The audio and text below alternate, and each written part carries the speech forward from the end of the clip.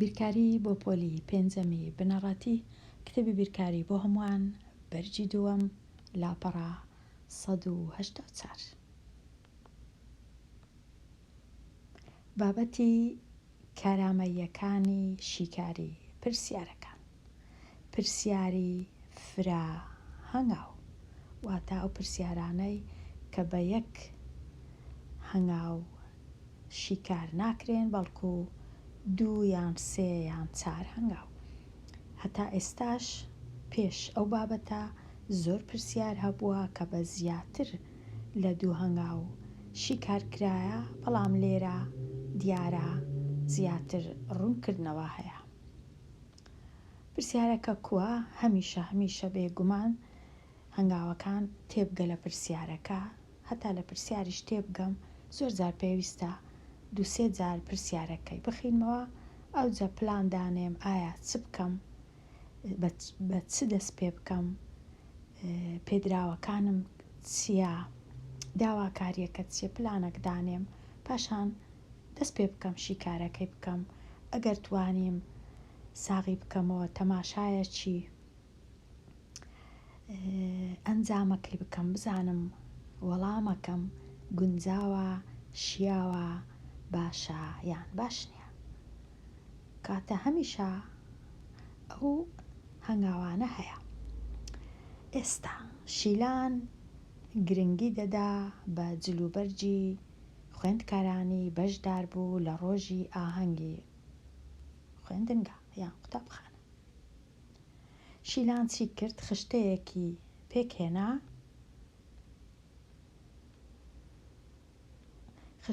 پێکهێنا بۆ تۆمارکردنی ئەو زانیاریانەی دەربارەی ئەو هێندە کووتاڵواتە قوماش، بزانە چەندی کڕیا، چەندیشی بەکارهێنایە و چەندیشی مایتەوە.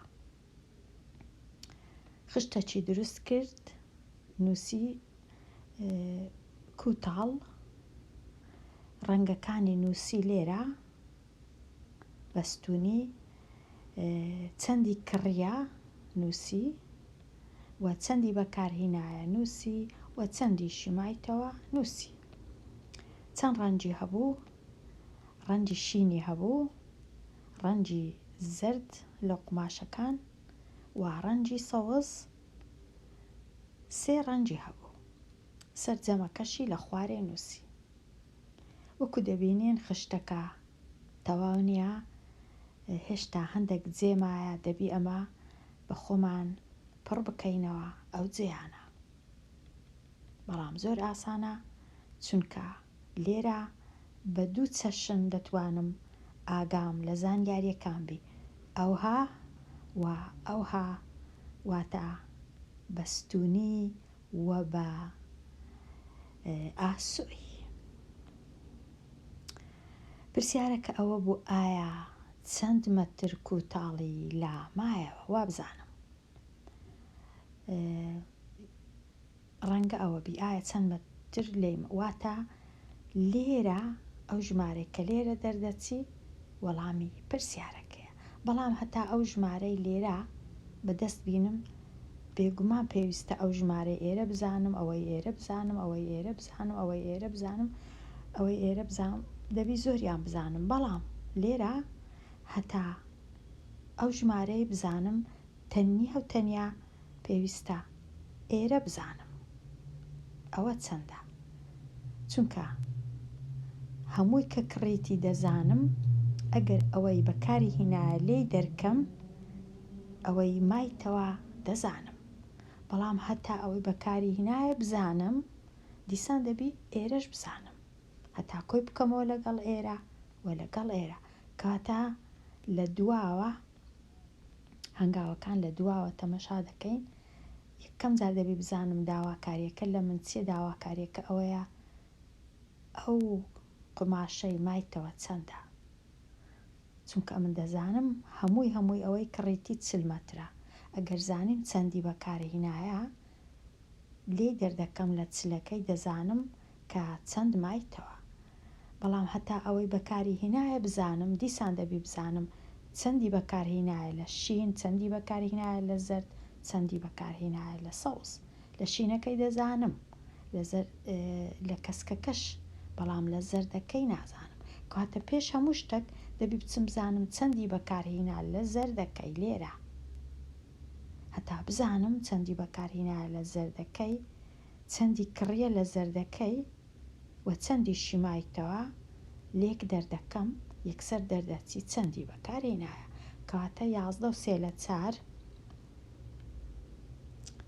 چەندی مایتەوە 9 و 5 لە 12. لێ دەرکردن. هەموو کەس ئێستا دەبی بزانی لێ دەرکردنی کەرت کووە.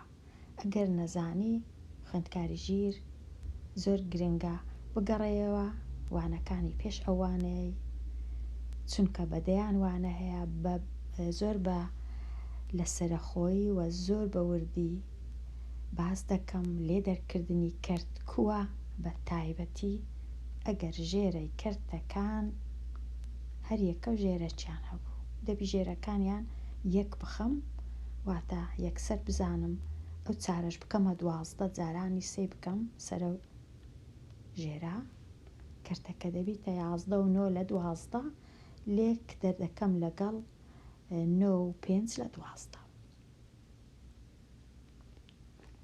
9 و 3 لە 12 9 لە 12 11 و 9 لە 12 9 و 5 لە 12 کە 9 5 لێ بڕوە دەمینێتەوە 4. ئەوها 4 لە 12. 11ش 9 لێ بڕوە دەکاتە 2. بەڵام 4 لە 12 کورتکردنەوەی لۆ دەکەم، ئەوها بەجێی نایەڵم، واتە سەرە و ژێرەی دابەشی 4 دەکەم. 2کە هەروەکو خۆی دەنووسرێتەوە.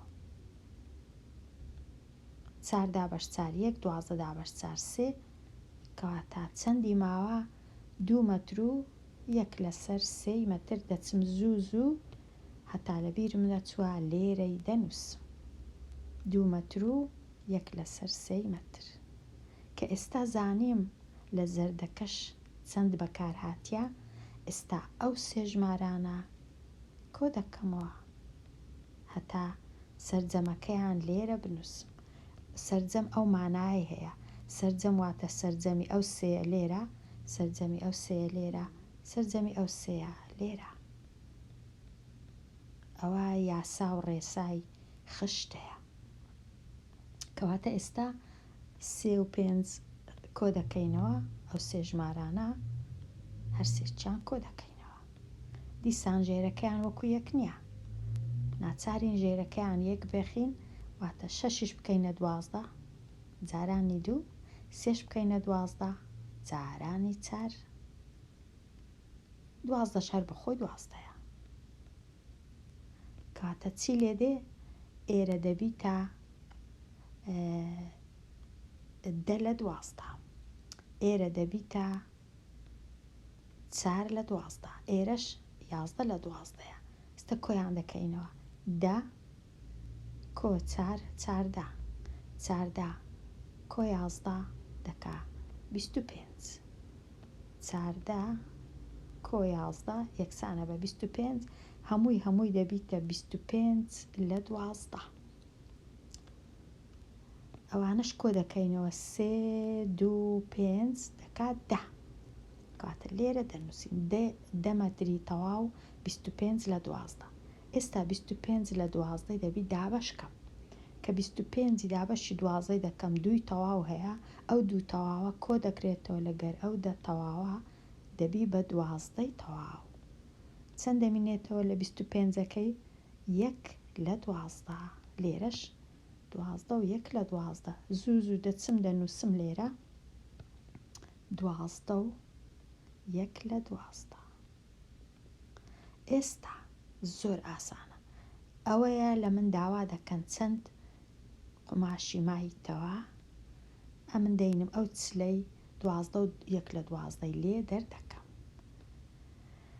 چونکە چل ژمارەکی تەواوە سروشتیە دەبی بیکەمە کەرت هەتا چونکە ئەو کەرتەی لێ دەردەکەم ئەو چلەی وەکو کەرت کوو بنووسم هەمیشە یەکی تەواو وەردەگرم لە چلەکەی 39 تەواو دەمینێتەوە ئەو یەکە تەواوی کە لە چلەکەی وەردەگرم چونکە ئێرە 12 دەیکەمە 12 لە 12 ئەو جا 12 و 1 لە 12 لێ دەردەکەم 39 12 لێ بڕوا پێش هەموو شتێک ئەو 39 12 بە چاکەم 92 لێ بڕوا 7 سێ یەکی لێ بڕوا 2 ئەو جە 12 یەکی لێ بڕوا دەبیتە 11 لە 12 ئەوەتە لێرە 27 و 11 لە 12 زوو دەچم لێرە دەینووسم 27 و 11 لە 12 مەتر لە لای مایتەوە کاتە لێرە ئەوەی ڕاستیبی پێویستی نەکرد هەموو ئەمن ئێرەش پڕکەمەوە ئێرەش پڕکەمەوە ئێرەش پڕکەمەوە بەڵام ڕەنگە یەکەشکە ئەو ڕێگای ئەمن گرتمە بەریان ئەو کتێبە گرتی تێبەر ئەو هانەکە بە شێوەیەکی دیکە بکە ئەو شێوە کووە ئەو شێوەش لێرە نووسرایە ئایا ڕێگایەکی تر هەیە بۆ شیکاری بەڵێ هەیە ڕەنگە دووسێ ڕێی دیش هەبی ئەویش ئەوەیە ڕەنگە ئەمن بێگومان هەمویان ڕاستن ئەگەر هاتوو هەمان وەڵامت بەدەست کرد ئەمن ڕەنگە لێرە زوو بیرکەمەوە لە خۆم بپرسم ئایا چەندی سەوزی کڕیا هەتا بزانم چەندی سەوزی کڕیا ئەو ژمارە و ئەو ژمارەی کۆ دەکەمەوە کە زانیم چەندە ئەو چلەی دەینم لە ئەنجامەکەی لە سەرجەمی کۆکردنەوەکەی دەردەکەم یەکسەر دەزانم چەندی سەوزی کڕیا کە زانیم چەندی سەوزی کڕیا دەزانم چەندیشی بەکارهینایە ئەوەی کڕیتی کەم ئەوەی بەکاری هینایە یەکسەر دەردەچی چەندی مایتەوە لێرەش هەتا بزانم چەندی مایتەوە چ دەکەم ئەو چەندی کڕیا لە شین کەم چەندی بەکارهینایە دەردەچی چەندی مایتەوە ئەو جا ئێستا هەموم هەیە چەندی مایتەوە لێرە چەندی مایتەوە لێرە چەندیشی مایتەوە لێرە کۆیان دەکەمەوە دیسان ئەو ژمارەم لۆ دەردەچی کاتە ئەو ڕێش هەیە ئەگەر بمەوێ بزانە بە من کامەڕێ ئاسانە یان کامەڕێ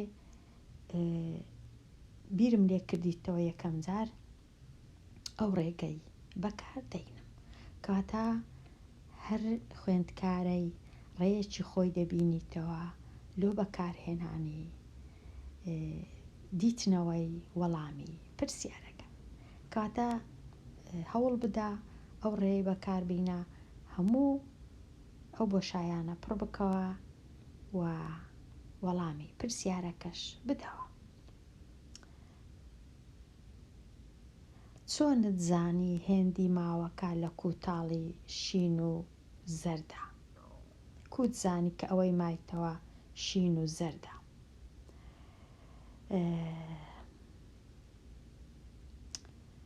کوم زانی ئەوەی مایتەوە شین و زەردە سەوز نییە ئەوەی ڕاستی بی نەمزانی ئەمن کا زانیم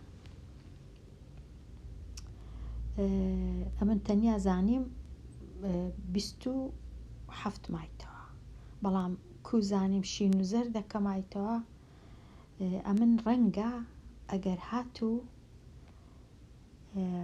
بزانم چەندی سەوزی کڕیا چەندیشی بەکارهێنایە ڕەنگە دەربچی کە لەو سەوزەکەی ڕەنگە هیچ نەمابیتەوە ئەو کات دەزانم ئەوەی کە مایتەوە تەنیا شین و زەردە دەنا ئەمن لێرە ئەوەی ڕاستیبی نەمزانی چونکە هێشتا ئەو پرسیارەم جواب داوە وەڵامم داوە بێ ئەوەی بزانم چەند مایتەوە چونکە ئەمن تەنیا ئەوەی بەکار هێنرا کۆم کردەوە لەو سەرجەمەکەم دەرکرد بەڵام ڕەنگە باشتر وابی ئێستا بچم بزانم چەندی سەوزی کڕیا ئەگەر زانیم ئەوەی کڕیتی ئەوەی بەکارهێناوە کویەکە دیارە هیچی نەمایتەوە کە لێرە ڕەنگە سفر بی، بەڵام ئەمن چونکە کاتم نییە دانیشم زۆر کاتەکی زۆری دەوێ کۆکردنەوە و لێ دەرکردنی ژمارەی کەرتدار. هیوادارم خوێندکاری ژیر بە خۆت هەوڵ بدەی وەڵامی ئەو پرسیارەی بدەیەوە. ئێستا کە زانیت ڕەنگە تۆزێک ئاسانتر بی. دەچمە لای لاپەڕە 185.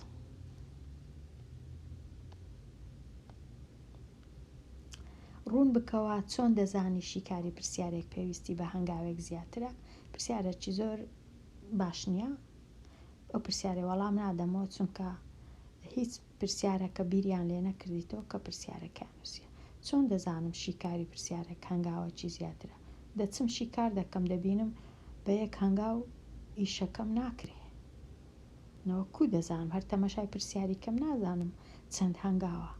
دەچم شیکار دەکەم، دەست پێ دەکەم، بیری لێ دەکەمەوە، پلانی لۆدادەنێم، هەنگاوەکی کۆ دەکەمەوە، لێ دەردەکەم، دەبینم نەگەیشتیمە ئەنجام، بێگومان هەر دەبی ئەو هابی. بەڵام ڕوونی بکەوە پرسیارێکی زۆر خراپەوە. پرسیاری 2. گریمان شیلان 4.1/6 مەتر لە کوتاڵی زەرد و 4.3 لە کوتاڵی شینی بەکارهێنا. ئەو کات چەندی لا دەمێنێتەوە؟ دەبی دیسان بگەڕێمەوە خشتە یەکەم هەتا وەڵامی ئەو پرسیارەی بدەمەوە. کاتە بگەڕێمەوە بزانم چییە.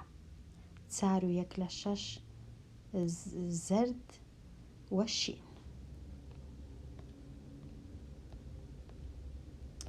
4.1/6 زەرد وە شین. زام دەتوانم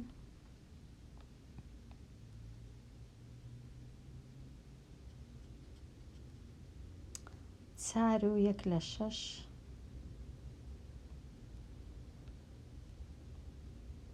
لە زەردەکەی بەکارهێنا و چەندیشی لە شینەکەی بەکارهێنا. ئەوە ناخۆشە، دەبی هەر بگەڕێمەوە.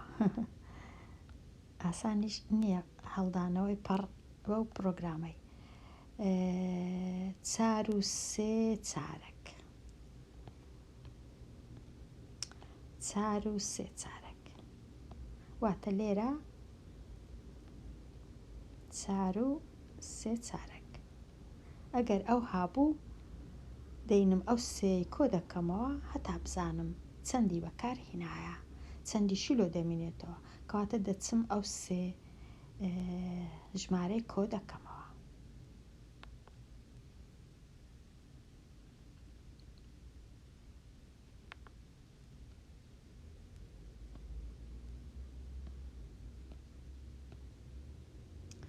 چار و یەک لە شەش، 4.3 لە 4، 5 و 11 لە 12 هەرسێکیان کە کۆ دەکەینەوە ژێرەکانیان 1 دەخەم دەیان کەمە 12 کردیا 14 22 لە 12 22 دابەشی 12 کردیا 15 10 لە 12 بەخۆشی هەمووی چل بوو وا بزانم.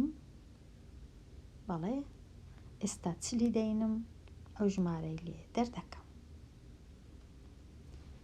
کە چلی دەینم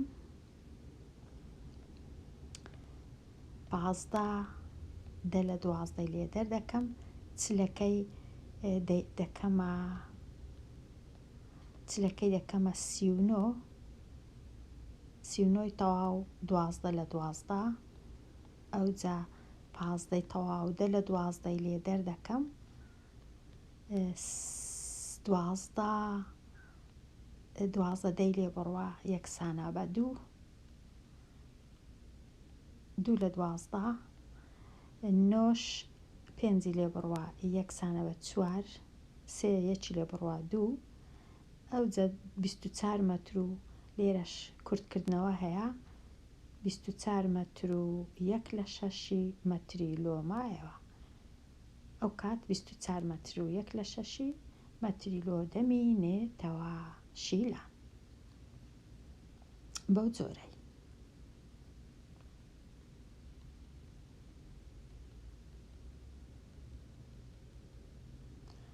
ئەوها دەزانم چەندی لۆ دەمینێتەوە. ئێستا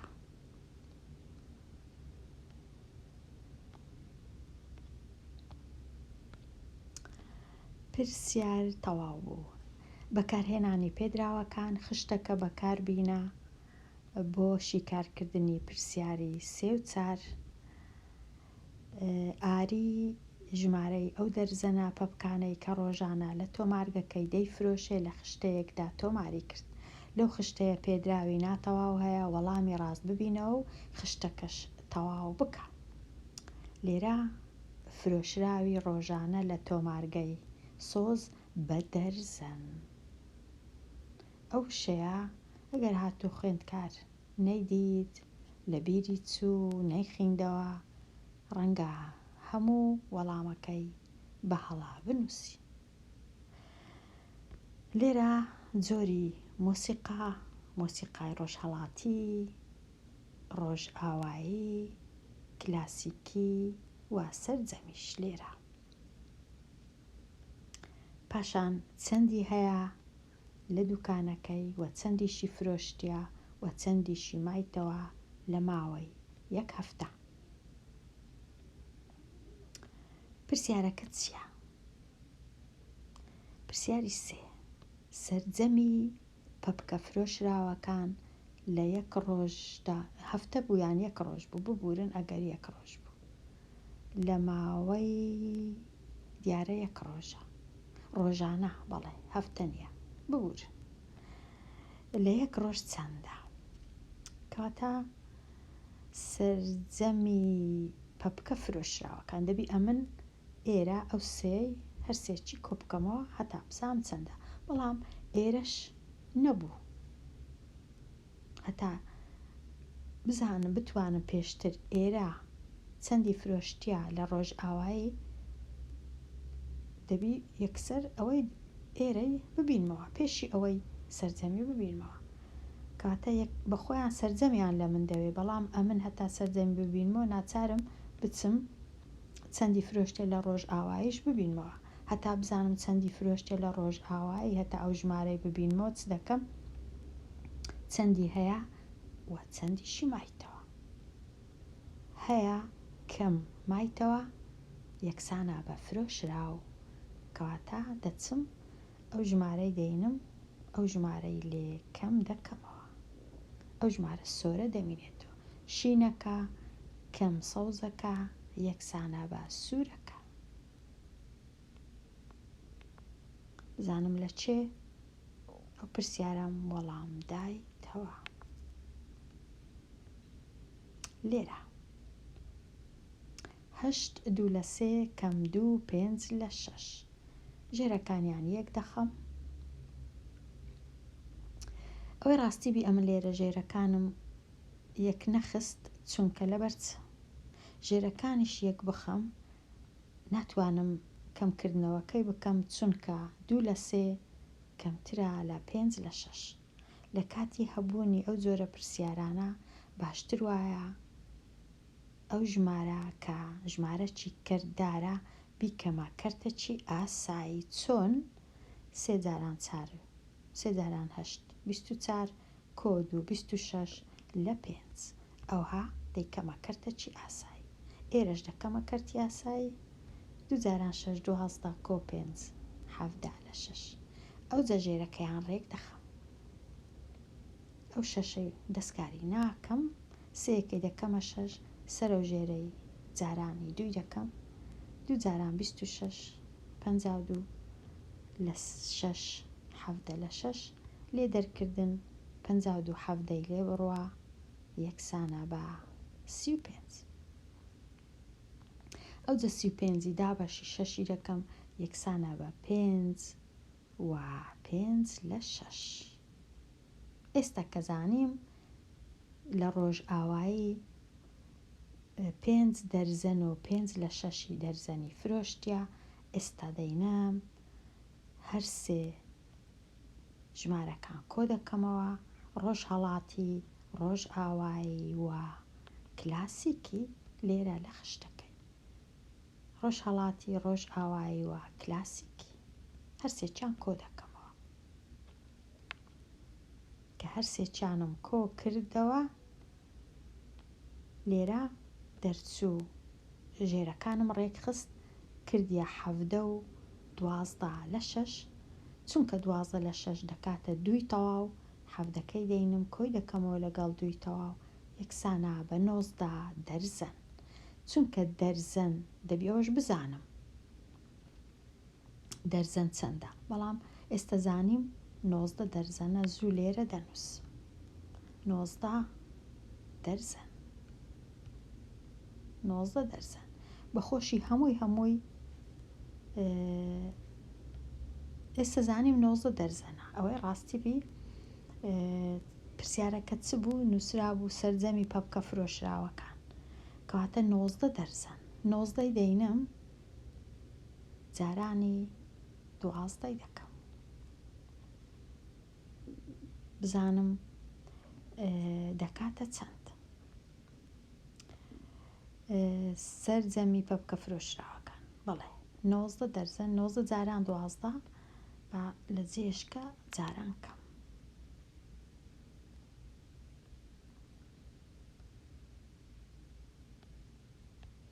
19 جاران 12 2 جاران 9 18 2 جاران 1 2 1 3 1 جاران 9 9 1 جاران 1 1 8 12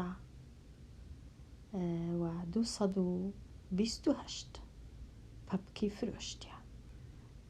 کەواتە دەچم بزانم 228 هەبوو یان نەبوو. بەڵێ 228 هەبوو، کاتە ئەوە ڕاستە. پرسیاری 4 ژمارەی ئەو پەپکانەی لە تۆمارگەکە ماونەتەوە کامەیە؟ ئێستا بزانم ئەوانەی ماینەوە چەندە. 28 دەبی بینم 19 لێ بڕوە بزانم دەکات چەند. 28 9 لێ بڕوە 9 یەکی لێ بڕوە 0، کەواتە مایتەوە 9 دەرزەن. 9 دەینم لێکی دەدەم لەگەڵ 12. 9 جاران 2 8 18 9 جاران 1 9 1 108 کەواتە ژمارە ئەو پەپکانەی کە ماینەوە 108 دانەیە. ئەوە تەواو بوو. ڕاهێنان لەسەر ڕێگە جیاوازەکان. پرسیاری ژمارە 5 ناوەندی ژمارەی کاتژمێرەکان کە کچان لە ئەنجامدانی ئەرکەکانی ماڵەوە بەسەری دەبەن چەندی زیاترە لە ژمارەی کاژێرەکانی کە کوڕان بەسەری دەبەن؟ زۆر ئاسانە. ئەو ژمارەی لە هەفتەیە کە کچان بەسەری دەبەن 6 کاژێر و 8 لە 10، کوڕانیش 5 کاژێر و 4. چەندی زیاترە؟ زۆر ئاسانە، پێویست ناکە ئەم وەڵام بدەمەوە. ئەو ژمارە کەم ئەو ژمارە یەکسەر دەردەچی چەندی زیاترە. پرسیاری 6 ناوەندی ژمارەی کاژێرەکان بۆ ئەوەی کوڕان و کچان ئەرکەکانیان لە ماڵەوە جێبەجێ بکەن چەندە؟ ناوەند هەمیشە کۆکردنەوەیە، ئەوە لەگەڵەوەی کۆ دەکەیەوە سەرجەمەکەی دابەشی 2 دەکەیت، چونکە تەنیا 2 گڕوپ یان 2 کۆمەڵە یان 2 ژمارە هەیە. کاتە 5 و 4 کۆ 6 و 8 سەرجەمەکە دابەشت و ئەنجامەکە دەردەچی. زۆر ئاسانە. پرسیاری 7 نیشتمان تۆڕێکی چوارگۆشەی هەیە 4 بە 4. چوارگۆشەکان لە چووچەکاندا بە ڕەنجی شینی ڕەنگ کرد. ئەوجا ئەوانەی تەنیشتی جگە لە چوارگۆشەی سووچەکان بە ڕەنجی سەوز، ئەوجا ئەوانەی کەمایتەوە بە ڕەنجی زەرد. ئایا چەند چوارگۆشەی سەوز هەیە و چەند چوارگۆشەی زەردیش هەیە؟ پرسیارەکی هەتا بڵێ ئاسانە، بەڵام ئەگەر خوێندکار بەڕێکەوت لە دەقەکە تێنەگەیشت ڕەنگە ئاسان نەبی. هەروەها 100% ئەگەر هاتوو هێڵ کاریت نەکرد یان وێنەیەکت دروست نەکرد زۆر ئەستەما وەڵامی ئەو پرسیارەی بدەینەوە بەڕێک و پێچی. لەبەر هەندێ دەبی بچین چارگۆشەکی دروستکەین 4 بە 4 واتە بە ئاسۆی 4 چارگۆشە، بە ستونیش 4 واتە 16. 4 جاران 4 دەکا 16 چارگۆشت دەست دەکەوی. چوار گۆشەکانی سوچەکان واتە گۆشەکان بە ڕەنگی شین ڕەنگ دەکەی. پاشان چوار گۆشەکانی دەکەونە لایەکان بێجگە لەوانەی سوچەکان بە ڕەنگی سەوز ڕەنگ دەکەی. ئەوجا ئەوانەی مایتەوە بە ڕەنگی زەرد. ئێستا لێت دەپرسی چەندی سەوزە و چەندی زەردە. پرسیارێکی زۆر ئاسانە. ئێستا هەموو کەس دەتوانی بژمێری چەند سەوزە، چەند زەردە، چەند شینە. بەڵام ئەگەر هاتوو لێتیان پرسی ئایا ڕێژەی شینەکان چەندە، ڕێژە هەمیشە دەبیبینی هەمویان لە ژێرەوە بنووسی کە 16ەیە. ئەوجا شینەکان لەسەرەوە بنووسی کە 4ە، ئەوە ڕێژەکەیە. 4 لە 16 کورت بکەیەوە 4 و 16 ڕێژەکە دەبیتە 1 لە 4 واتە 4ەیە گەفتی شینە. بە هەمان شێوە کەسکەکان بژمێری کە 8 دابەشی 16 کەی کورتی کەیەوە کۆڵکەی هاوبەش دەبیتە 1 لە 2 واتە نیوەیان سەوزن.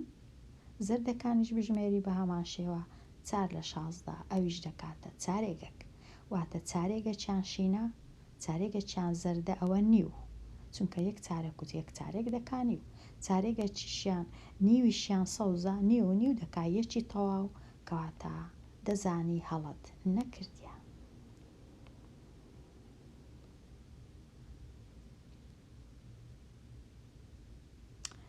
پرسیاری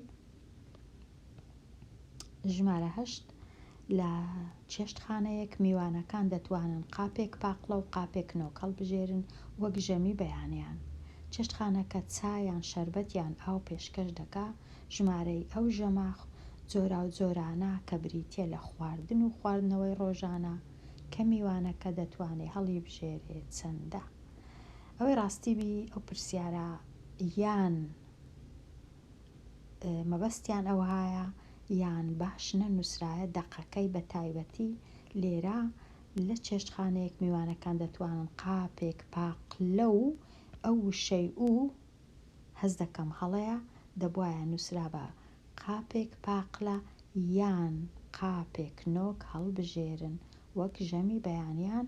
ئەوجە چا یان شەربەت یان ئاویش هەڵبژێرن. ئەو کات پرسیارەکە زۆر زۆر باشتر دەبوو. ئەوەی ئەمن بزانم کەس ناچی پاقلە و نۆک بەیەکەوە بخوا یەکەچیان هەڵدەبژێری. ئەگەر هەردووچی بەیەکەوە بخوارد بە پێویستی نەدەکرد لێرە باس بکەن خواردن و خواردنەوە، تەنیا باسی خواردنەوەیان بکرد بە ئایا چەند هەڵبژاردە هەیە. کەواتە خوێندکاری ژیرۆک و دەبینین دەقی پرسیارەکان بەداخەوە لەو باشانە نییە و کەم و کورتی هەیە لە دەقەکان. هیوادارم ئەتوو ئاگات لەو شەکان بی و بپرسی هەمیشە لە مامۆسایەکەت ئایا مەبەستیان چییە، چونکە بە وەڵامدانەوەی دروست و تەواو پێویستە وەک لە کتێبەکەش نووسرایە لە پرسیارەکەی تێبگەین ئایا چیان لە من دەوێ، ئایا میوانەکە ناچارە پاقلە و ئەگەر ناچاربی دەبانەیان نووسی بە پاقلە و نۆک دەبان نووسی بیان قاپێک هەڵدەبژێرێ لە تێکەڵاوەی پاقلە و نۆک. ئەوەی ڕاستیبی دەقەکان زۆر باش نینە کەواتە ئەمن بەو جۆرەی تێدەگەم بەو جۆرەشم شیکار کردیە. یان باقلەیە نازانم چیە بە عەرەبی باقلەیە نازان بە کوردی لەبەر چ بوویتە پاقلە، ئایا کوردیەکە ڕاستەیان عەرەبیەکە ئەوەی ڕاستی بی نازانم. کەواتە پاقلە و نۆک ئاو چا ئەوزە بزانە چایە قاوەیە چییە لێرەش چا بووە بزانم لێرەش بزانم تخوا چ بوو چا بوو گریمانەوە چایە لێرە شەربەت. ئێستا یەکێک دێ چ هەڵدەبژێری پاقلە و ئاوی هەڵدەبژێری ئەوە یەک هەڵبژاردە. یەکەش کە دێ نۆک و شەربەت ئەوە دوودانە. یەک کەشکە دێ باقلە و چا ئەوە 3 دانە، یەک کەشکە نۆک و چا ئەوە 4 دانە، یەک کەشکە باقلە و شەربەت ئەوە 5 دانە، یەک کەشکەش نۆک و ئاو ئەوە 6 دانە. کەواتە 6 هەڵبژاردننی جۆرا و جۆر هەیە لۆ میوانەکان.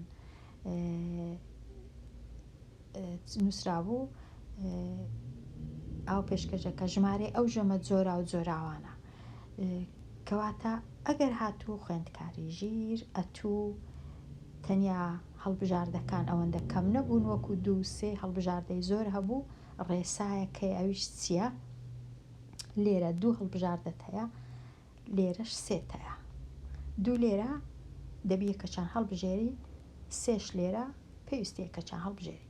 هەتا بزانی ژمارەی هەموو جۆرا و جۆرەکان چەندن، هەمیشە دەینی 2 جارانی 3 دەکەی، یەکسەر دەردەچی 6 دانا جۆرا و جۆر هەیە. ئەوە ڕێسایە، کاتە پێویست ناکەوە چی مندانیشی وێنەکان بینی و لەکن یەکیان دانەی، یەکسەر 2 هەڵبژاردە لەسەرەوە، 3ش لە خوارەیە کە چیان هەڵدەبژێری دەکاتە 2 جاران 3 دەکا 6 بە هەمووی. ئەوە تەواو بووین.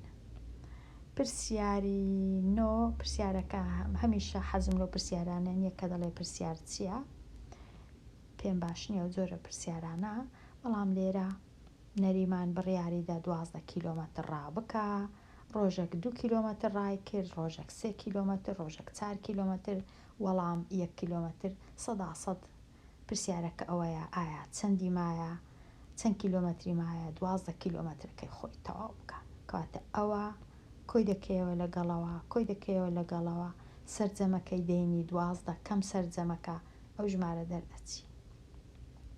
پرسیارەکە ئەوەیە ئایا چەند کیلۆمەتری مایە، 12 کیلۆمەترەکە تەواو بکە، واتە ڕۆژی هەینی یان ڕۆژی چارشەم چەند دەبی ڕابکە، یان ڕۆژی یەکشەم هەتا 12 کیلۆمەترەکەی تەواو بکات.